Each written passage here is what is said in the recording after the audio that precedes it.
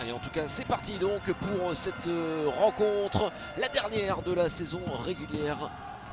C'est la J44 Cergy Pontoise qui a encore une petite chance de participer au play-off, qui affronte les premiers. Cette saison régulière sont sûrs de terminer tout en haut, les brûleurs de loup de Grenoble. Et oui, Angers et Chamonix qui jouent Angers, hein, le vainqueur de la Coupe de France. Oui. Donc voilà, rien ne sera facile, mais... Oh, attention avec ce palais qui était intercepté, le face-à-face. Ouh, c'est passé à côté ou ça a été touché par Mattia Pintaric? J'ai l'impression que ça a quand même touché quelque chose de son équipement. Ça aurait été très étonnant qu'il lance à côté d'aussi proche là. Et remise complètement reformée par les brûleurs de loup cette saison. Oh, alors quelle occasion! Avec cette Mais oui, double occasion! C'est pas fini! Les Cergy Pontins qui ont évidemment envie de participer au play-off. On a entendu le coach d'Acosta qui disait que c'était peut-être le bon moment pour cette équipe de créer cet exploit. Parce que oui, ce serait un exploit hein, de participer au play-off pour Cergy Pontoise. En demi-finale, l'année dernière, ils avaient éliminé Angers au premier tour. Angers, voilà, ça avait été un coup de tonnerre.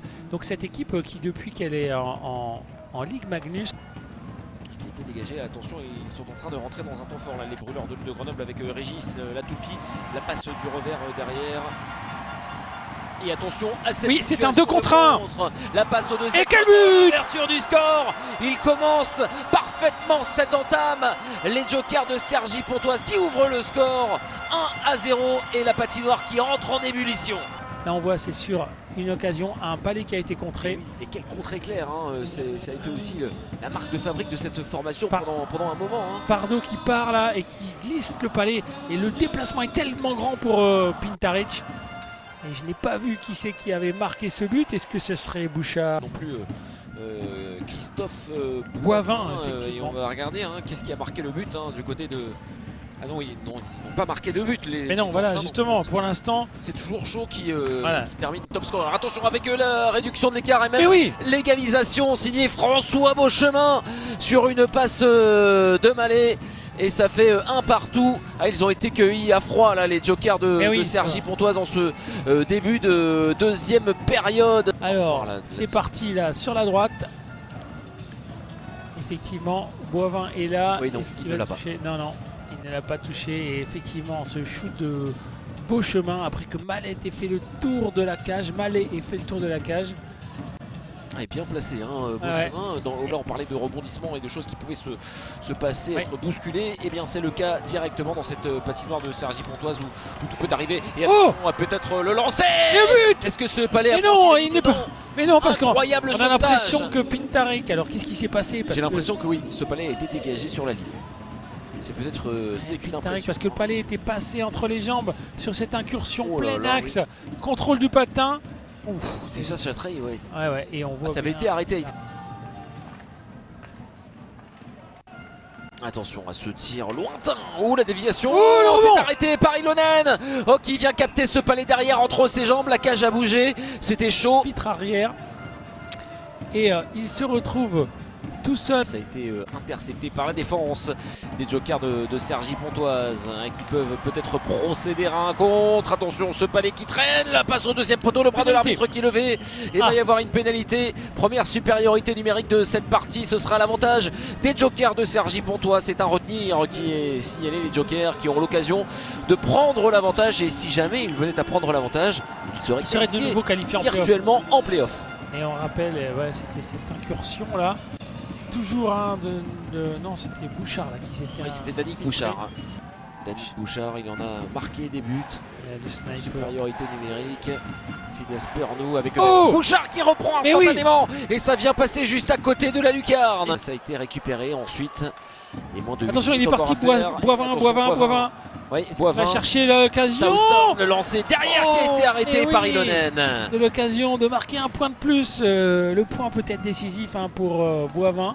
Et oui. Parce qu'il avait bien trouvé Saint-Saurne. Et nouvelle information importante, on va suivre tout de même cette situation avec Boivin. Boivin c'est passé juste à côté, la cage était vide. Il avait la cage vide. Quelle occasion, c'est pas terminé. Le voici, Boivin qui veut remporter ce titre de top scoreur de cette Synerglass Ligue Magnus avec son casque d'or.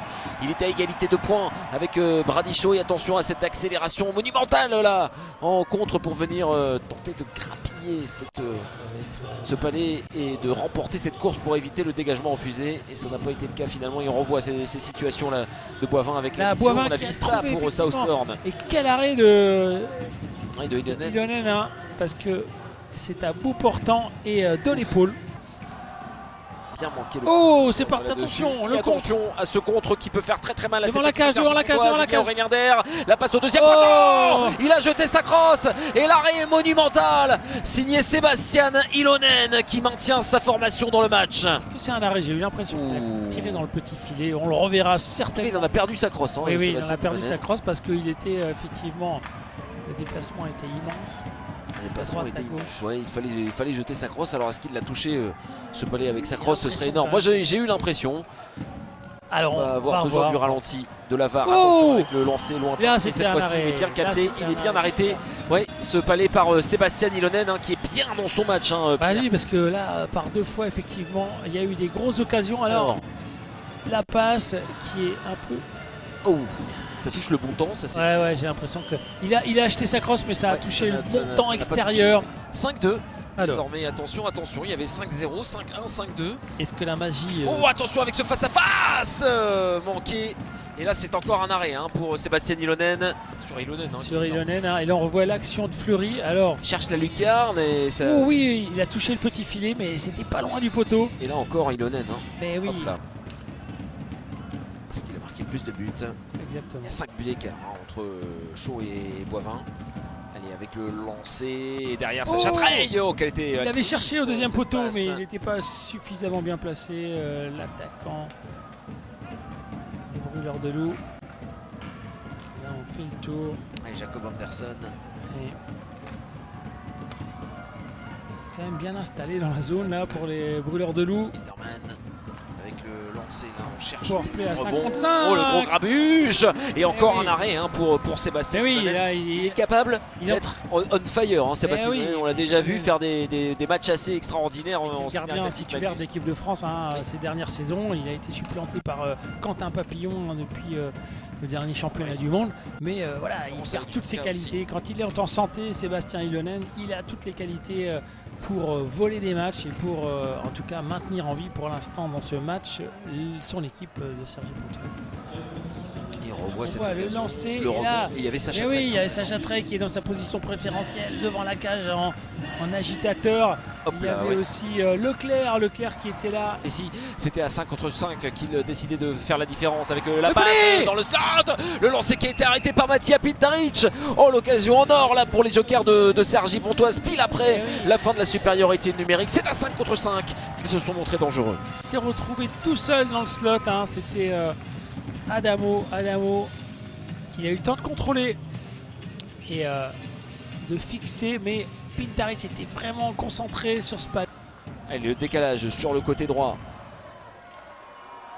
avec Amalainen. Il y a Bouchard encore qui est présent. Le tir de Bouchard et l'arrêt de Mattia Pintaric. Avoir la plus grosse occasion là depuis énorme. Le début de tiers. C'était Bouchard encore une fois, mais oh, attention, il est passé là-dessus. Boivin oh, qui a tenté un geste difficile. Mais oui, mais ça a failli passer. Il a eu l'occasion. Il a failli mettre une douche froide là, clairement. En course pour les playoffs.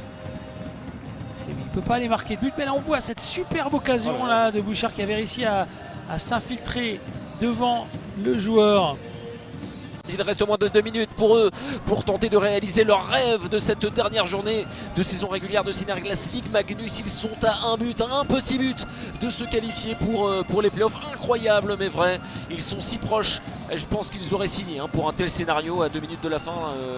Bien sûr, mais maintenant il faut faire le plus important. Et maintenant il faut faire le plus dur aussi. Et le plus dur bien sûr. Compte tenu de tous les scénarios possibles, c'était l'équipe avec la plus faible chance de se qualifier pour les playoffs. Et puis finalement, il se retrouve un petit but peut-être de réaliser cet exploit. Allez, le décalage sur le côté. Et la tentative d'installation, attention à cette erreur. On s'arrache derrière pour tenter de récupérer la possession. Le tir lointain, ça a été stoppé, arrêté par Danick Bouchard. Et attention, peut-être que ça va leur profiter derrière. C'était, ils avaient à portée de fusil. Oh, attention avec cette nouvelle passe interceptée. Milima avec Danick Bouchard, ils s'en sortent une fois de plus. C'est laborieux, mais ils s'en sortent, c'est fou. Oui. Ils continuent à conserver ce palais en zone offensive. Et derrière, le tir qui a été bloqué. Et toujours les jokers de Sergi Pontoise avec cette possession en zone offensive. Il a essayé Milima, il était quasiment derrière sa cage et il a tenté. C'est fou. Il reste moins d'1 minute et que le palais est toujours en possession. C'est fou parce qu'ils ont eu au moins 3 ou 4 possessions en zone défensive, les brûleurs de loup, sans être parvenus à se dégager. Ils n'ont pas pris des risques insensés.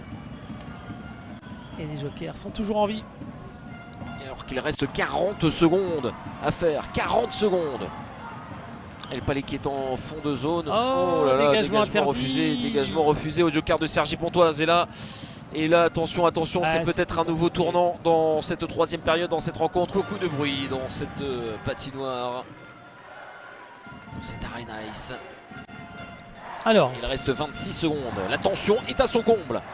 Alors, ils ont le palais. 3 secondes pour Ilonen sort. Il faut absolument pas perdre ce palais. Il faut pouvoir rentrer dans la zone. Qui a été perdu et qui va être dégagé.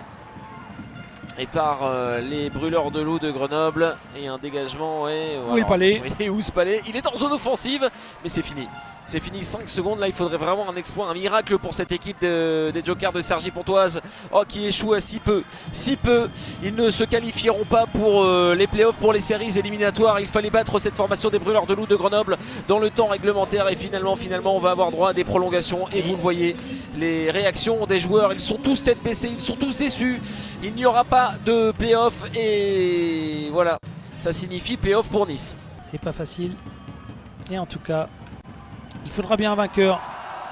Confrontation à 3 contre 3. Là, ça vient chauffer directement dans ce début de prolongation. Oh là là, coup de crosse. Oh, il y a des coups de crosse. Là, je ne sais pas si cette histoire est finie, mais en tout cas, il y a eu une charge plus un coup de crosse dans l'autre sens. Je pense qu'on ne va pas aller plus loin. En tout cas, là, entre la confrontation de ces deux joueurs. C'est récupéré la par Hardy avec Christophe Boivin qui accélère sur le côté gauche. L'accélération supersonique là de Christophe Boivin qui va tenter la feinte, le tir enchaîné et qui vient mettre fin à cette partie. Victoire de Grenoble finalement dans cette première minute de prolongation. C'est Christophe Boivin qui donne la victoire aux Grenoblois avec un rush solitaire extraordinaire du casque d'or.